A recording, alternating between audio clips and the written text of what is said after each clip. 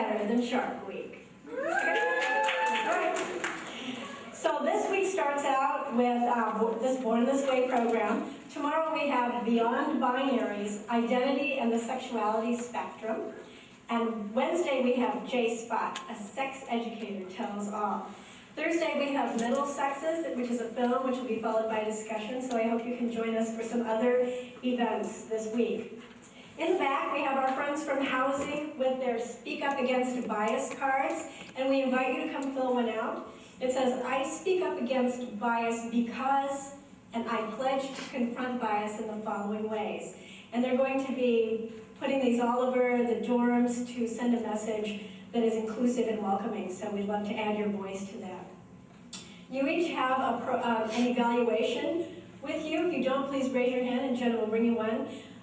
These are really important. I personally hate to fill out evaluations, so I'm right with you on that one. But we want to create programming that meets your needs, and then we want to know if we've done a good job of it. So your voice is really important to us. So I'd like to ask you if you could please fill out the beginning part of it, the part that talks about the demographics, so that that's done, and then we'll take some time at the end for you to actually evaluate the program.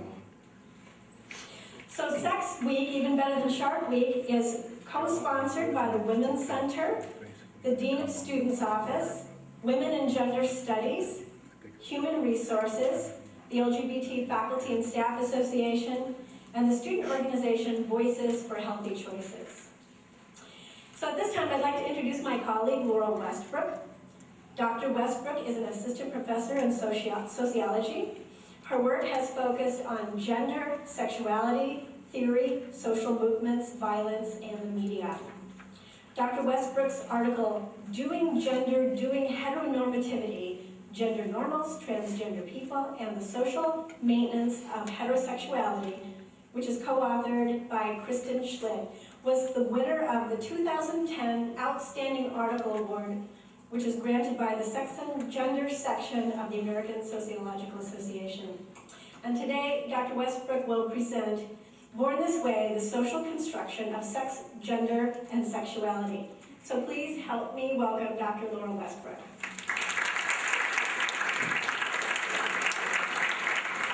Is this thing on the way you want it? Fantastic.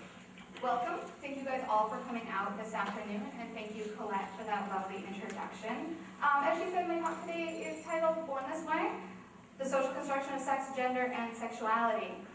Lady Gaga's song Born This Way has been celebrated for promoting acceptance of diverse ways of being. For example, the hit TV show Glee did a cover of the song for an episode where each character explored something where they didn't feel accepted for being. While performing the song, each character wore a t-shirt proclaiming what it was they felt like outcasts for. While the song names a number of categories of people who are born this way, these are the lyrics, including blacks, whites, and the lesser-known groups of people who are beige, chola, and orient made.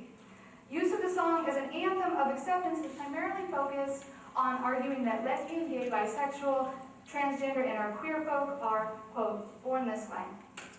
Much of the focus of the Glee performance has been on the character Kurt's Likes Boys t-shirt, and the gossip that ensued when the actress who plays Quinn wore a Likes Girls t-shirt, but then announced that while she likes girls, she doesn't like girls.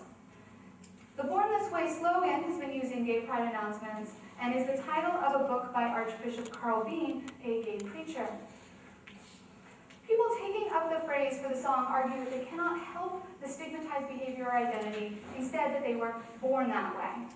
And many people in the United States find that argument compelling, understandable, and see the Born This Way explanation as legitimating previously stigmatized behaviors and identities.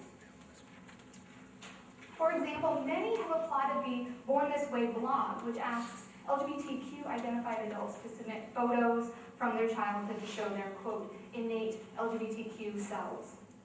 I'll return to some of these blog entries when I discuss the negative consequences of this form of activism. Similarly, Born This Way has been a rallying cry for a number of anti-bullying campaigns, including Lady Gaga's own statements decrying the bullying that led to the recent suicide of 14-year-old Jamie Rodmeyer, and a music video put out by the No Hate campaign. As sociologist Dawn Moon found in her research, the Born This Way narrative has been an effective strategy in garnering acceptance for lesbians and gay men within religious congregations that previously denounced homosexuality. For example, one of her interviewees, senior pastor Fred Hershey, stated, "Everyone who I've ever known who was gay says it's just how God made them. It's who they are. I say it's one of God's gifts. A good friend of mine had a son who was gay. He struggled with it through his ordination, and he got married, and there was a time when he lived as an ex-gay, and eventually he committed suicide. Because even though he fought it, he was gay. That's what he was." Similarly, from Dawn's research, assistant pastor Ricardo Montalvo argued, "Well, I think we need to take into account that the Bible is a living document, and we need to understand it with regard to social science and medicine and the advances they've made. And they've proven that homosexuality is natural, like being male or female, man and woman, that it's natural and people are born with it." With apologies to Lady Gaga and acknowledging all of the efforts that have been made to promote acceptance through this narrative, today I'm actually going to challenge that essentialist argument. For those of you not familiar with the term, essentialism is the belief that biology determines behavior. You're allowed to laugh when there's jokes up on the slides or if I say one, I promise. It'll actually make me feel better and not like such a loser. I fancy myself to be moderately humorous, so look, funny. Okay, so for those of you not familiar with the term, essentialism is the belief that biology determines behavior. For example, the belief that all African Americans are good dancers or great athletes, or that all Asians are good at math, and that all women are good nurturers in like cooking and cleaning. I'm going to challenge the essentialism of this Born This Way narrative in two ways. First, I'm going to argue that it's simply not accurate. There's no evidence that proves that we were just born into our specific gender or sexual practices. For example, there's nothing about my genetics that makes me like high heels and makeup, wearing girly clothes, loving certain people, or engaging in certain practices, sexual practices. Instead of being naturally determined, our particular understanding of sex, our practices of gender, and our beliefs about sexuality are socially constructed. Second, although highly appealing as a political strategy, claiming rights based on biological difference is not the best long-term strategy for social equality and expanding the number of ways for humans to happily and healthily live our lives. So, section 1, the social construction of sex, gender, and sexuality. Part 1, the social construction of sex. Traditionally, sex and gender have been taught as sex is biological, right, down there, and gender is social, up there. But more recent scholarship has highlighted how sex itself is socially constructed. Biologists and social scientists alike have pointed out that human bodies come in a wide variety of shapes, hormone levels, and reproductive capacities. But despite this evidence, most people in our society insist there are only two sexes, and they enforce a rather strict definition of what it means to be a member of each sex. Currently, most people in the United States believe that there are only two sexes, male and female, and those sexes are opposite. Again, with the funny. There you go. Thanks. To trouble this, let's start with some basic biology. So as you may remember from past biology classes or one that you're in right now, all humans start out the same sex. Until the 7th month of development, both female and male embryos have a similar set of genital structures. They're called different genitals. So they start out looking like, there we go, that, here at the top, and then they slowly differentiate. Moving from this very same structure here to what we recognize as typical male and female genitals. Note that genitals are usually the strongest piece of evidence for arguing that men and women are opposite, or males and females are opposite. Now ask yourself, do these actually seem terribly opposite? No. Awesome. I like you, whoever said no. So biologist Anne Foster Sterling, in her wonderful book, Sexing the Body, details a wide variety of natural diversity in the human body, much of which has been defined by doctors as pathological, defined as an error of nature that should be corrected through hormone therapy and surgery. At birth, doctors are supposed to immediately identify a baby as either a boy or a girl. But by Foster Sterling's count, 1.7% of all births are someone who is not easily classifiable as male or female, almost 2%. Foster Sterling doctors encounter an intersex baby, they declare a state of social emergency and work to fix the problem right away. But Foster Sterling and many intersex activists argue that while some intersex conditions, the quotes, represent actual health risks, most do not. Instead, social beliefs about sex, beliefs about ideal males and ideal females, see, I tried to make eye contact and I lost my place, there we go, shape doctors' decisions about how to treat intersex infants. For example, doctors are particularly concerned with the appearance of genitals, represented humorously here and obviously not to scale, here by the phallometer.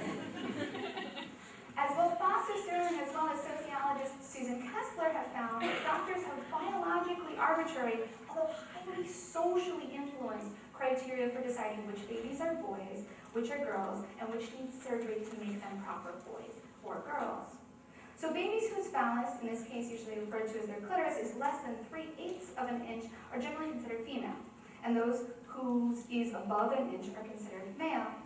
The problem for doctors are babies whose phallus exists in the space that they consider, in the space between what they consider clearly male and clearly female. That is, those girl babies with large clitorises and those boy babies with small penises. Although one would think that doctors faced with a boy or girl question would look to an infant's chromosomes, they rarely do. Instead, if a female-appearing baby has a large clitoris, they either simply remove it or reduce it. And if a boy baby has a small penis, small, according to doctors, is one that would be too small for the boy to eventually pee standing up and penetrate a vagina during heterosexual sex. So if a boy baby has a small penis, by this definition, they remove the penis, build a vagina, and have the parents raise the baby as a girl. There should be a noise of horror here. So why not build a larger penis, you might ask? Well, surgeons aren't very good at creating a large working penis. So as some doctors have quipped, you can make a hole, but you can't build a pole. Charming individuals. In these decisions about surgery, doctors show little concern for sexual sensation. A removed penis or a reduced or removed clitoris cannot be said to provide the previous owner with any sexual pleasure. And for baby boys with small penises, doctors show no concern for reproductive capacity as they remove the baby's ability to reproduce. Instead, their concern is a social one, a belief that no females have large clitorises and no males have small penises. And in thinking about size here, remember we're talking about babies, right? So you're looking at this cute little thing and you're judging, nope, clit's too big, penis is too small, need to do surgery. Also note that phallus size changes as babies grow, right? One is not born with the size that you eventually end up with. In maintaining a belief that there are naturally only two sexes and that those sexes are opposite, doctors tell parents that nature made a mistake and that through surgery, the doctors can make the baby as nature intended.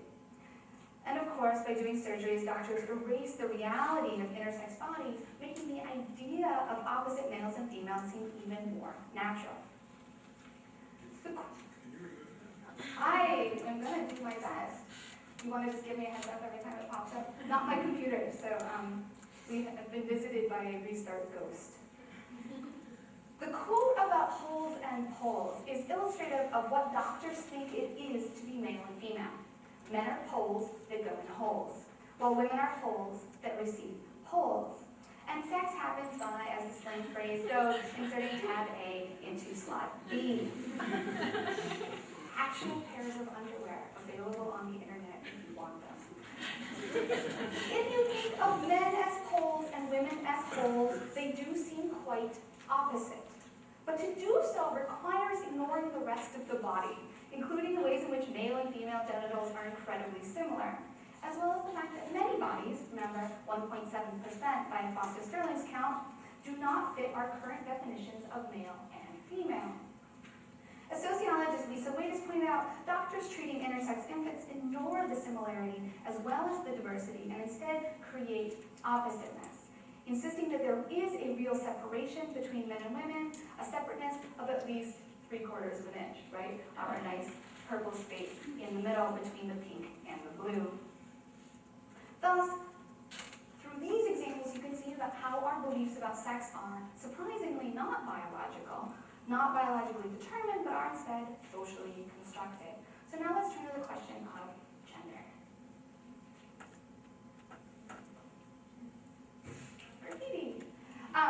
So many people believe that gender, such as masculinity and femininity, comes naturally from sex. For example, and we'll see if this works. So PowerPoint was nice enough to eat my embedded videos, and so now I'm doing them off of Firefox. And this computer does not love me, but that's okay. There we go.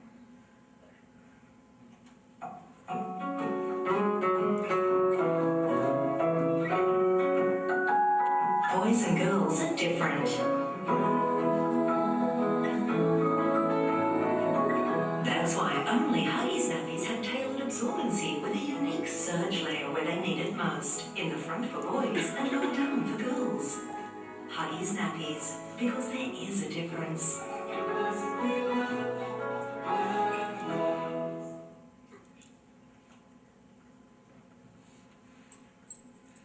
So, remember I said that people believe that masculinity and femininity comes naturally from sex. So this Huggies ad uses gender to prove that boys and girls need different diapers. The implication being that because he plays with dinosaurs and she reads about princesses, they need different pads to absorb their pee.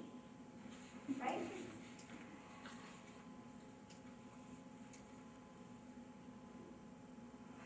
Now, if the same gender behavior was determined by biology, then gender would be the same throughout human history, since biology hasn't changed that much. And gender roles would be the same across cultures, right? If gender is determined by biology, we would see the same thing across time and the same thing across cultures, because biology is the same over time and the same across cultures.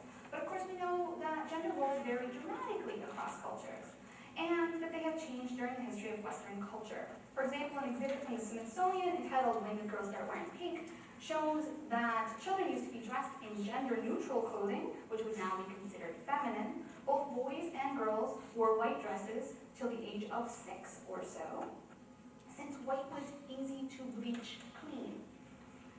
When pink and blue became gendered, pink was said to be for boys. So this is in right before 1920, 1918, when pink and blue became gendered. Pink is for boys because the generally accepted rule is pink is for the boys and blue is for the girls. The reason is that pink, being a more decided and stronger color, is more suitable for the boy, while blue, which is more delicate and dainty, is prettier for the girl. For example, here is a 1920s paper doll who is a boy with pink sort of dress and pantaloon options with a lace collar. Not considered gender non-normative. The belief that pink is for girls and blue is for boys was not established till the 1940s. And you'll notice now we've strongly established that distinction, and our understanding of gender-neutral clothing, unlike this outfit, is decidedly masculine. So you can see gender's changed over time. Despite the strong similarities between the sexes, and knowledge that gender norms differ dramatically over time and across cultures, many people insist that boys and girls and men and women are naturally different. So let's look at how much work goes into creating these natural differences. First, our culture takes very small natural differences and accentuates them. So remember that baby boys and baby girls are pretty much the same. The only difference is genital. So we can see an example of this where they use the same picture of the same baby to sell boys versus girls products, right? That's the same kid. Celebrating your baby boy or your baby girl. The only way that this works is baby boys and baby girls look exactly the same. So here's another example. This is harder to see because the light's not up here. But it's the same kid with his tongue stick, her, it. Who knows? It's a boy, it's a girl, it's a baby. The baby's tongue sticking out. But we take small biological differences and make huge social differences. I don't know if you guys can see this. So this is a children's book photo drawing of 2 birds, and the bird on the left is sitting on a nest and has a necklace on, and the bird on the right has a tie and a collar and is standing strongly next to the bird on the nest. Try to guess what their genders are. For example, sociologist Philip Cohen has pointed to the odd decision to gender animals through clothing in children's media. He argues that this is unnecessary since animals tend to come with their own natural markers of sex, right? Thank you, Colette. He argues that this is unnecessary because they come with their own natural markers of sex. Of course, those markers are about as extreme as human markers. And since our culture believes that males and females are more opposite than similar, when depicting animals for children, we add gender markers. The process of hypergendering humans starts at birth, dressing baby girls in pink and boys in blue. But sometimes that isn't enough gender differentiation for parents. So they will add a bow to baby girls' heads, or even hair. You can't read the tagline that says, baby bangs were created for baby girls who have little to no hair to enhance their natural beauty. Wow.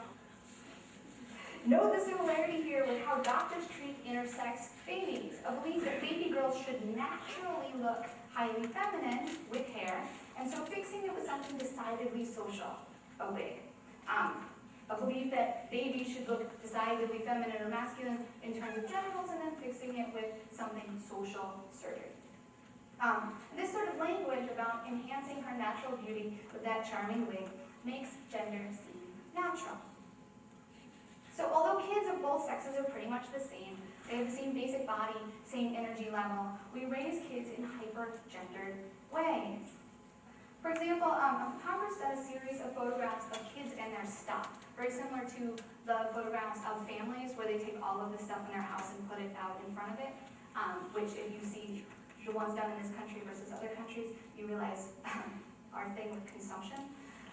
So these are American kids and their stuff. What does their stuff look like?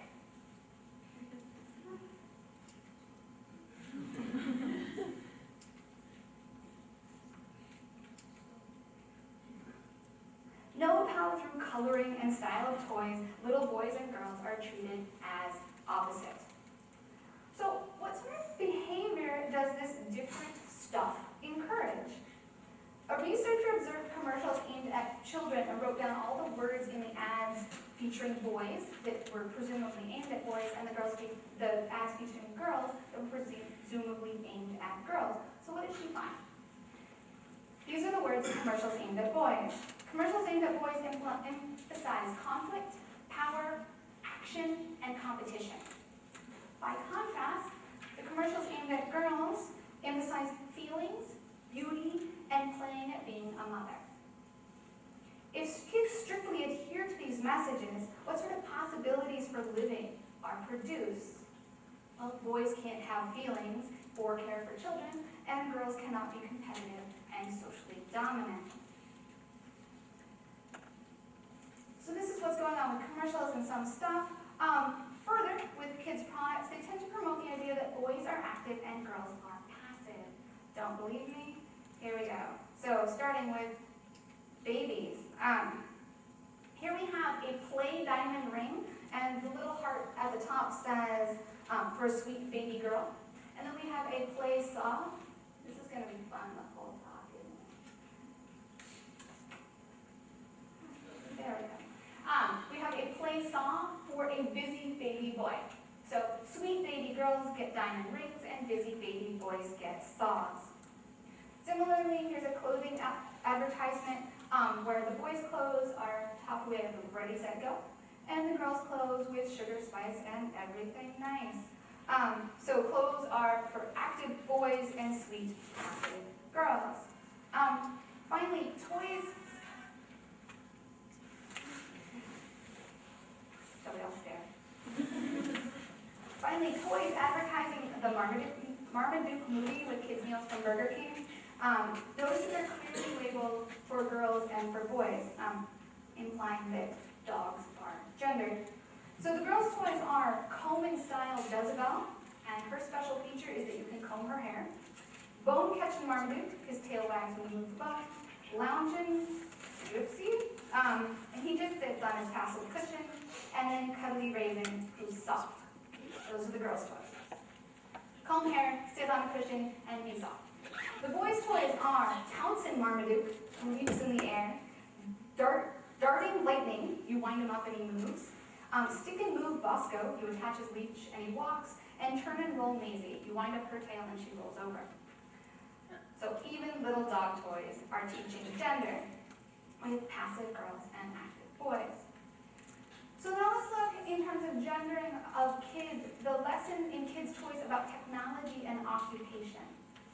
So if you go to the Toys R Us website, they have a thing set up to help adults buy toys for kids.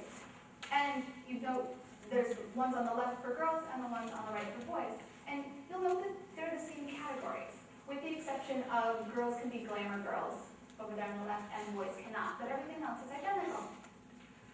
So you might ask, why bother with different menus at all? Well, let's see what you get if you pick techie and building for both of them. We'll skip glamour girl because that's always going to come up with something gendered. So here's the first 16 results for boys. We've got a bunch of building sets, a MP3 player, more things to build, a computer, a couple more MP3 players. So that's what boys get if you pick techie and building. What do you get if you pick it for the girls? You get MP3 players, MP3 players, MP3 players, some cameras, and some computers. Notice any differences? Besides the color coding, girls' stuff is pink, boys are encouraged to build things, while girls are encouraged to use technology. So what? What's the consequence of this?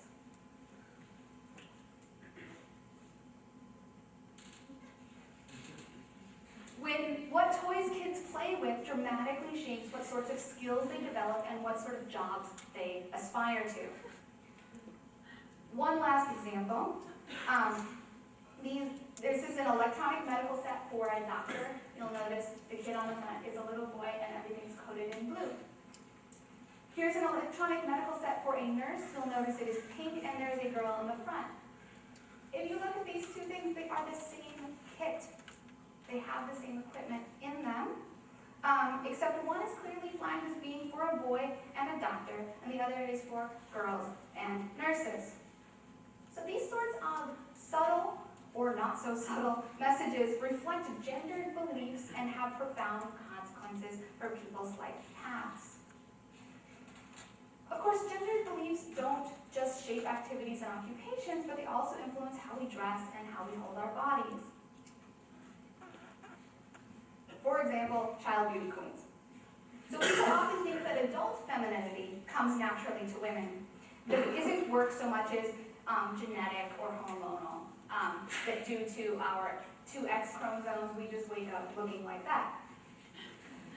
In her book, High Glitz, Suzanne Anderson highlights how much work goes into producing femininity for pageants. So besides the obvious makeup and work put into clothing, there's false teeth and hair extensions, perfect for 5-year-olds.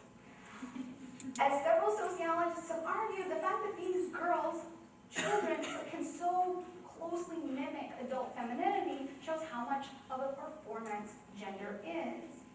And some sociologists have suggested that if you find these pageants horrifying, you should find the whole project of hyperfemininity, including hyperfemininity in adults, horrifying. So here's commentary on that, showing how what for many people seems natural and normal for Wonder Woman looks silly on superheroes. Male superheroes. Remember that they're all superheroes with the super strong bodies and exceptional fighting skills, and so their bodies are incredibly similar, except for their presumed genitals, right? You don't actually encounter Wonder Woman or Superman's genitals in comics very often, but you're presuming they're in there, and that would be the one big difference. Besides that, they're super muscular, strong, special skills, rah-rah, except one is in a bikini and the other ones get pants most of the time. So despite the similarities in bodies, again, they're drawn as opposites, something that becomes humorous when we put it on the dude. So all of this works together to produce this idea of men and women as opposite, like this restroom sign, where men are one-way triangles and women are other-way triangles. Or relationship advice books implying that men and women are so different that they come from different planets, and so might even be different species. Because of this intensive socialization, most people people act in highly gendered fashions, which reinforces the idea that gender behavior comes from nature, right? If everyone around you is behaving in a gendered way, you're going to think it must be biological. Sociologist Judith Lorber calls this believing is seeing, right? We usually use the phrase seeing is believing. She flips it around and says believing is seeing. That because we believe that men and women are opposite, we see that oppositeness. Then because of this belief, we act out this oppositeness. And because most people gender conform, this confirms for people the belief that gender is biological rather than social. In her wonderful work, anthropologist Emily Martin highlights how these gendered beliefs shape the way we do science, and how those scientific findings are then used to naturalize gender, make it seem like gender comes from biology. To illustrate this, she uses the example of research on human eggs and sperm. The traditional scientific narrative about eggs and sperm have been that the egg sits passively, waiting for the sperm, who struggle valiantly towards her. Eventually, one sperm reaches the egg and penetrates it. Something like this Viagra ad. Which I think would scare you away from Viagra. Just like you develop missiles. They can destroy planets. So something like this, or more gently, this narrative where the sperm uses wine and flowers to win the egg. The story told about eggs and sperm are much like our classic fairy tales, a passive damsel in distress rescued by her knight or sperm in shining armor. But Martin shows how this classic tale doesn't actually match biological reality. First off, sperm and eggs don't have personalities, right? They don't have goals or desires, despite the stories we tell about them. They don't plot how to seduce eggs using proper feminine things. He probably will buy her dinner also, or maybe just get her drunk on the wine and go with that. Second, scientists have not accurately understood the mechanics of conception. Sperm tails aren't really used for propulsion. Instead, it's the original ejaculation combined with the drawing and motion of the vaginal muscles, which is particularly present during female orgasm, that gets the sperm to the egg. Similarly, the sperm doesn't actually penetrate the egg so much as gets stuck on the outside and then pulled in by the egg. Interestingly, Martin has shown that when scientists discovered these other forces in conception, they deployed a new cultural trope to narrate this process. The femme fatale luring in the unsuspecting male and then devouring him. Something like this. So, what is the relationship between gender and science? Science is something that we think as, not touched by society. Well, gender, because it shapes how we see the world, influences how we interpret biological processes, whether it is the evil egg eating the sperm or something more like this. Those interpretations are then treated as biological fact and are then used to claim that gendered behaviors are caused by nature. For example,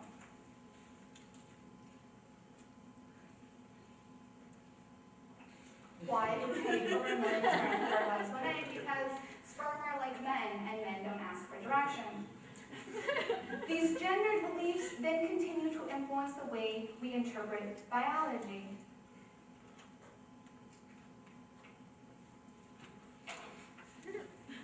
So, building on Martin, I want to argue that social beliefs, such as beliefs about gender and race, shape the way we do science in three ways. First, they shape the questions we ask. Second, they shape how we try and answer them. And third, how we interpret the findings. So, let's take an old extreme example. Old research done about whether white people are smarter than black people. Charming stuff it is. That measured intelligence by measuring the volume of whites versus blacks' craniums. Now let's take my first argument about what questions we ask are shaped by cultural beliefs. In order to be asking the question of which race is smarter, you need to have a belief that race is real. Cultural belief number one. Two, you need to believe that race shapes intelligence. Cultural belief number two, right? These are, of course, not coming from biology, but shaped by the culture doing the scientific research.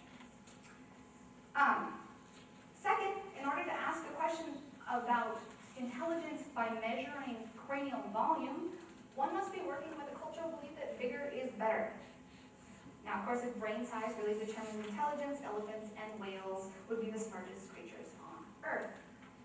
And finally, when this research was done, the results actually showed little to no difference in cranial volume across races. So researchers did the tests over and over again until they found a difference. They were so convinced that race was real and that whites were really smarter than blacks that they could not believe the original results. So the way they interpreted the findings was deeply shaped by their racism. The end effect of this is that these findings shaped by cultural beliefs, are then used to say that our current socially constructed categories, such as gender and race, are natural. Right? If you go out doing science with your gendered beliefs, and then you look at the world and you see, surprisingly, it's not you, it's biology, that then confirms the naturalness of the beliefs that were social in the first place.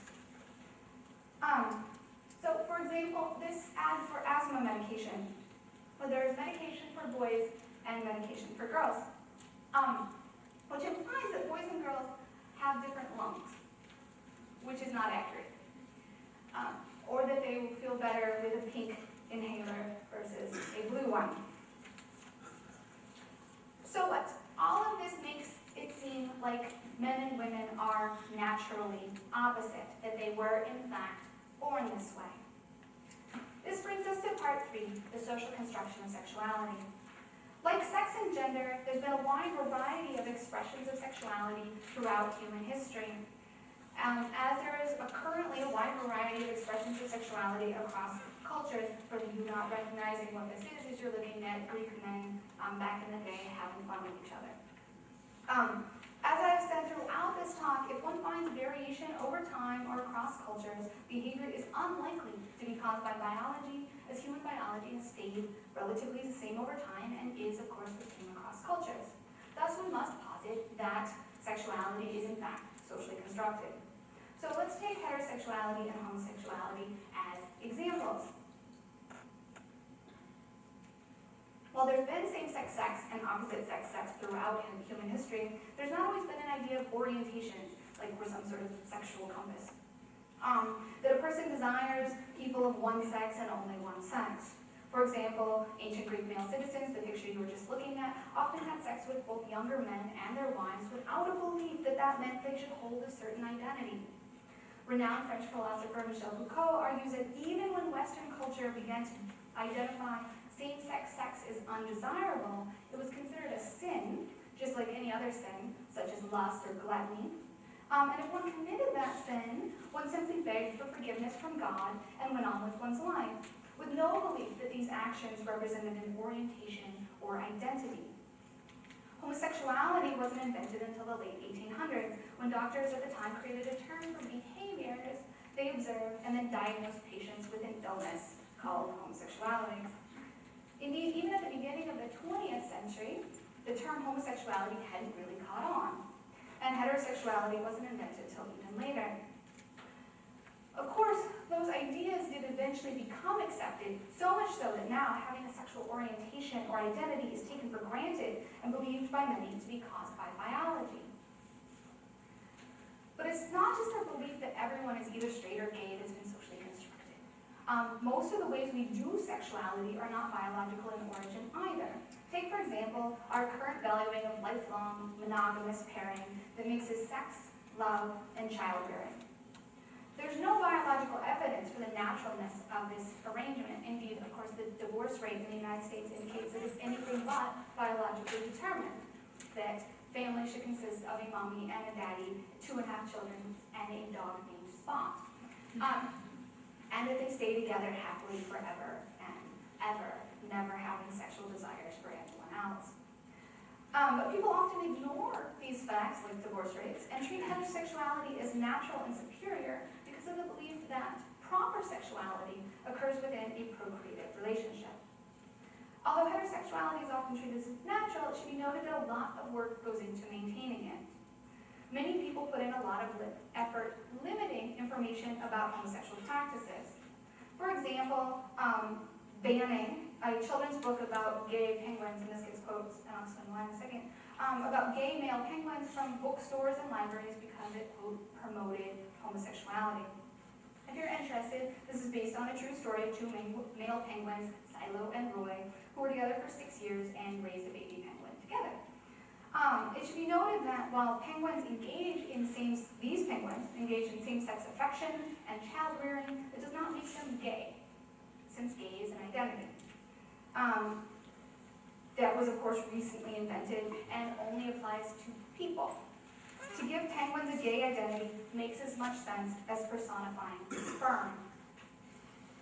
Besides limiting information about alternatives to heterosexuality, I would side thing about this argument that heterosexuality is natural, therefore is a weird one to put with an argument that you can't have information about homosexuality, right?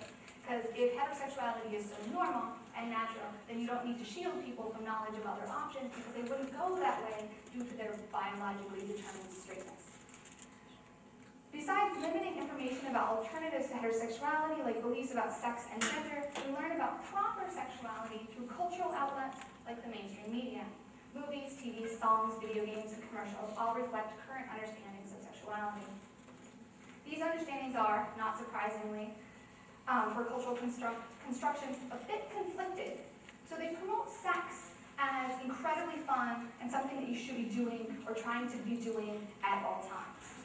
Particularly if you're a boy, right? There's this interesting double standard of stud versus slut. So sex is awesome, you should be doing it all the time, trying to get with everyone, except at the same time, you should also be pursuing lifelong heterosexual monogamy. The mainstream media treats both sex and marriage as the most incredible experiences available to humans. Think happily ever after. Well, of course, the reality is something less explosive and requires a lot of work to maintain, which of course people have large amounts of sadness. They're expecting this, and their first sexual encounter goes something more like that. Put whatever genders you want in that picture. There's not a lot of pictures of gay men and lesbians looking sad about sex on the web. So as I have mentioned several times, a sign that something is socially constructed is that it changes over time. So like gender roles, which are slowly changing over time, so are expectations around sexuality. Lifelong monogamy is no longer a norm and has instead been replaced with serial monogamy. People who identify as straight are starting to more openly engage in same-sex sex, from girls kissing each other at parties, straight identified girls kissing each other at parties, whether because they enjoy it or to get attention from boys, to straight identified men engaging in what sociologist Jane Ward has termed nude sex with each other. These are guys who go on places like Craigslist and say straight guy is seeking other straight guy for hot man-on-man action. Which is a sign of changing understandings of sexuality, where you can both be decidedly heterosexual and have sex with somebody of the same sex.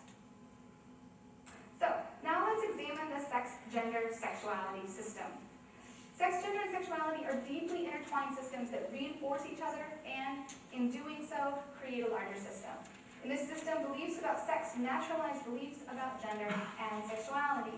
For example, the Pioneer Plaque. I don't know if you guys are familiar with this, but this plaque was attached to the first human-made object to leave the solar system. It was intended to convey humankind to extraterrestrials. Notice the naturalization of sex, gender, and heterosexuality, not to mention whiteness and 1970s aesthetics. So, there it is. There we go. Now you can see the 1970s. So sex.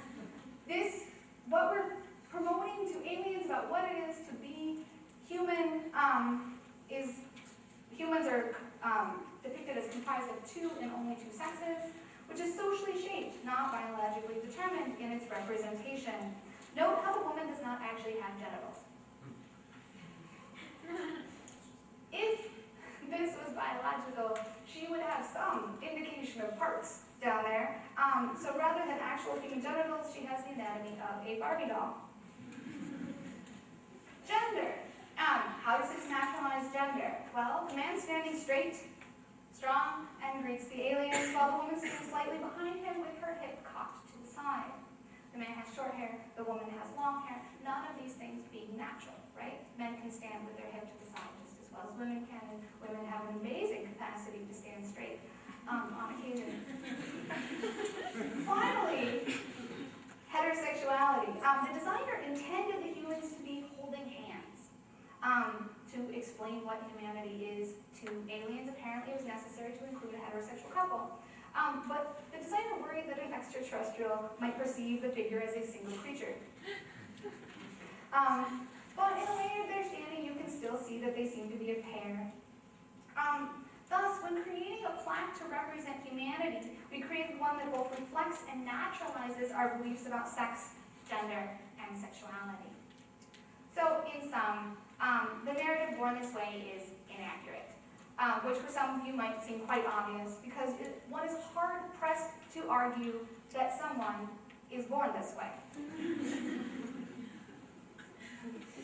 Little baby Gaga and her meat dress seems unlikely. So, section 2, which is much shorter than section 1. Born this way in the maintenance of social inequality. Those activists who want to use born this way as a way to fight for social acceptance and equality should take note of the ways that born this way has been used to enforce conformity and justify discrimination. Born this way has been used to maintain inequalities by naturalizing hierarchies and enforcing gender norms and heterosexuality. People have long used biological arguments that men and women are natural opposites, and so must have sex with each other. Remember the argument about putting tab A in slot B, right? This is this natural argument about males and females are meant to have sex with each other.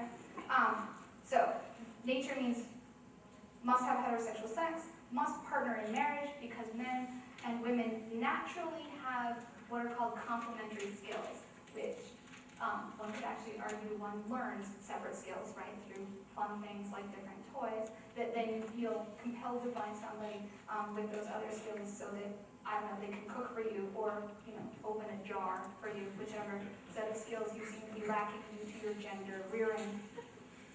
And this idea that men and women must naturally raise children together, since heterosexuality, meaning monogamous, lifelong pair bonding, is the natural way to keep the species alive, because just going and having sex with anybody wouldn't keep the species alive. And that heterosexual pairing must happen so that children can learn their, quote, natural gender roles. Note the oddness of arguing that kids need to learn natural gender roles, which is very common with the biological discussion of gender and sexuality, where normative gender roles and heterosexuality are treated as both biologically determined, but in need of extreme social protection. We must protect the natural way of life, which seems odd. In response to the use of biological determinism to argue for gender and sexual conformity, LGBT activists, and I'm intentionally not including the Q on that one, many LGBT activists have engaged in what philosopher Michel Foucault calls a reverse discourse, which is using the same logic as your oppressor, but trying to fight oppression by simply flipping the logic of the argument. So activists have used biological determinism to try to create acceptance for LGBT folk. They're going along with a discourse that says heterosexuality and gender conformity is natural, and then LGBT activists have said, well, no, my homosexuality, my transness is natural. Foucault warns that while this tactic seems appealing, to just flip the argument on its head, you become trapped in its very logic, in the very logic that was used to oppress you. So, for example, remember the Christians that researcher Don Newton spoke with who accepted homosexuality. In their narratives of gay people as being, quote, born this way, they also argue that all people are 100% straight or 100% gay, and that sexual fluidity, either across a life course or otherwise, was simply not possible. Thus, desire for more than one sex, such as bisexuality, queerness, etc., was simply not acceptable, nor was changing desires over time. Those behaviors were seen as evidence of confusion or denial of a true self. Thus, they argued that if you were born gay, you were always gay. This born this way narrative, while garnering acceptance for lesbians and gay men in the church, foreclose the possibility that gender might not define everyone's object choice, right? You might desire people based off something besides genitals. And it created a potentially hostile environment for those who had more diverse desires. If the born gay and always gay argument is the only way one can be accepted, one can imagine this encouraging people who have come out as gay to then be closeted about any desires for people of the opposite sex. An odd moment of foreclosures of possible ways of being. If you come out as gay and they love you because you're gay, but you're born that way, you cannot then ever have heterosexual desires. Finally, this narrative discouraged the idea that people could choose same-sex desire and romantic love. Note that this solidifies heterosexuality as natural, not a choice, and implies that no one would ever want to choose same-sex sex, which means they clearly haven't tried it. Similarly, the born this way narrative has encouraged a rather narrow idea of what it is to be gay or lesbian. For example, remember the Born This Way blog that I mentioned at the beginning of this talk. They're producing this idea of what it is to be gay and how to prove that you're gay. How do they prove that they're gay? Gender nonconformity. So a boy dressing as a girl for Halloween, or a girl dressing as a cowboy, a boy sniffing flowers, or a girl liking skateboards instead of dolls. As sociologist Lisa Wade has pointed out in commenting on this blog, this simply reinforces the cultural belief that gender nonconformity indicates homosexuality, something that can be countered by looking at actual behaviors. Most heterosexually identified folk probably also have pictures of themselves non-conforming at some point. Since, as philosopher Judith Butler has argued, gender is an incredibly challenging system to conform to at all times. There's these strange expectations that you be both a virgin and a whore, for instance. The most LGBT folk and most LGBT folk have pictures of themselves conforming, right? So this idea that this proves that you're gay and has been used to garner lots of acceptance for gay folk, but it produces this idea that only, all gender conforming people are straight, all gender non-conforming people are gay, that it is impossible to be gay and gender conforming, and it is impossible to be straight and gender non-conforming. So, in summary, what is dangerous about the Born This Way narrative? First, it naturalizes previously stigmatized sets of behaviors, thus creating a new set of social norms. Second, it denies the desirability or possibility of choosing to be LGBTQ, etc., etc. It implies no one would ever want to choose that. And finally, the use of the Born This Way narrative, like all identity politics, has the disadvantage of only fighting for the rights and freedoms of current identity groups, not those of the future. To argue that gayness or transness should be accepted because people were born that way, and then prove that using some genetic research, does nothing for the identity groups of the future. Since society keeps changing, and we keep finding new ways to not follow the rules of sex, gender, and sexuality, it seems better perhaps to find a long-term strategy for garnering social celebration of difference. What might those be? What do I suggest instead? I'm not simply arguing for a switch to baby I was made this way, or baby I was raised this way. Instead, I'm suggesting something a bit more complex, and that probably wouldn't make as catchy of a song. There's a couple options. If one wants to still focus on what causes behavior, a much more accurate approach would be to look at the intersections of genetic realities with culture, what Anne Foster Sterling calls a biocultural system. So you're going to look at how culture and genetics intersect. Behavior can't be explained by nature alone, as we've demonstrated, and nurture-only explanations are too simplistic.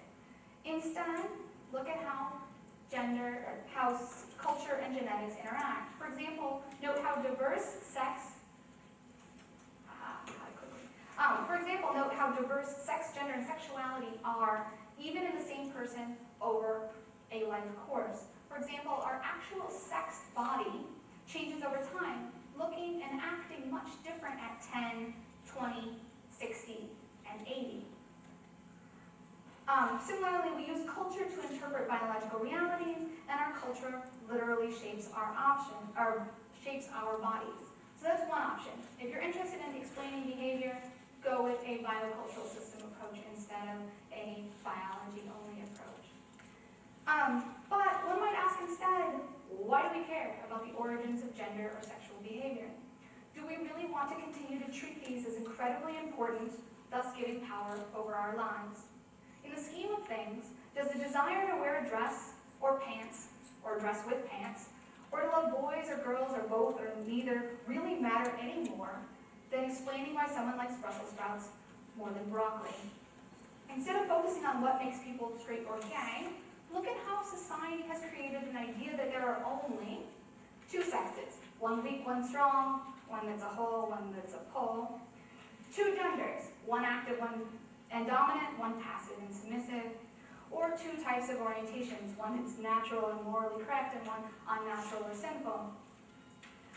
Instead of looking at where behavior comes from, denaturalize these categories by questioning where they came from and showing that we were, in fact, not born this way.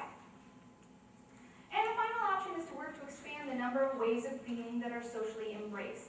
And I'm saying socially embraced, not socially acceptable for a reason. The goal would be to be celebrated, not just tolerated. Work to have those ways accepted, even if they're not biologically determined, and even if they are chosen paths. One way to encourage celebration of difference is to highlight joy. Currently, the Born This Way narrative is often coupled with a narrative of pain. Education scholar Valerie Harwood examined the stories told about gay youth by people debating how schools should deal with gay kids. And she found that both opponents for rights to gay youth and advocates for gay youth spoke in what she termed wounded truths. Being gay was portrayed as being in pain, at risk for suicide, and constant suffering. She found that those fearful of seeming to be advocating homosexuality, because that would just be tragic if you advocated homosexuality, did activism by speaking about the pain of being gay or lesbian. For example, a press release from the Getting Real Association said, every day millions of homosexuals, bisexuals, and transgendered, that's an error on their part, people are subject to verbal and physical harassment and abuse, inequality, and injustice. This ranges from the impact of being called names like faggot or dyke to the hate crimes which we see in the media on a regular basis. Harwood argues that this is a very effective strategy for getting heard and for getting people to care about your cause. But it's not a very effective strategy for being happy about being gay or for obtaining larger rights beyond the rights to not be harassed or killed. So she proposed that, along with acknowledging the challenges of being gay or trans in our current society, we should also highlight the joys. Renowned queer theorist Westrbook makes a similar argument in her now famous piece, How to Bring Your Kids Up Gay, which tragically is not a manual for that. Instead of critique. But while she acknowledges homophobia and highlights the ways in which children are encouraged to be gender conforming in hopes to keep them from becoming homosexual, she laments the fact that activists never challenge the fact that nowhere are people talking about how to encourage homosexuality. She, like Harwood, highlights how the narratives told about LGBTQ folk rely on the assumption that it is okay, even understandable, that parents hope their children aren't gay. She highlights how an argument of a biological cause for homosexuality will only encourage those who, quote, wish that gay people not exist, end quote, to turn to genetic engineering in order to fulfill that wish. And she notes that most biological arguments for same-sex desire point to deficiencies or excesses that cause the outcome, thereby implying that heterosexuality is right and natural, while homosexuality is an undesirable biological mistake caused by hormonal excesses or deficiencies, there I can speak. As an alternative, she, like Harwood, suggests narratives about the joys of being LGBTQ, which would shift the narrative to one where you don't have to be born a certain way for it to be good that you be that way. Thank you.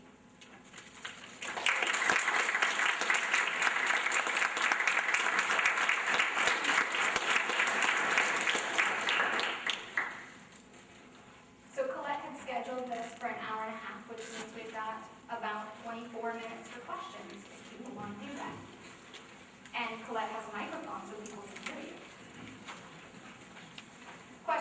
comments, insights, death threats. all Please very do fun. fill out your evaluations before you leave.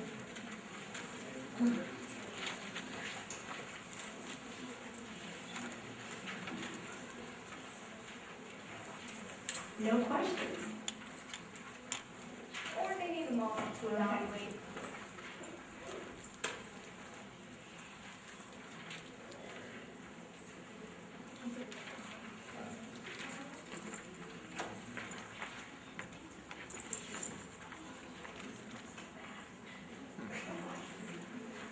All right, well, while you're evaluating, I thank Dr. Westbrook again for a great presentation today.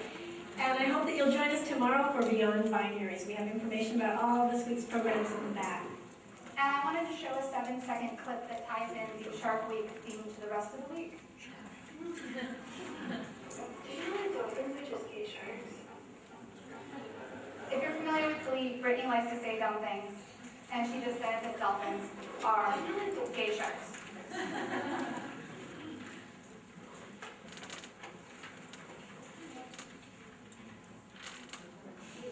You answered all the questions. I guess I did. Well, thank you very much. Thanks for coming today.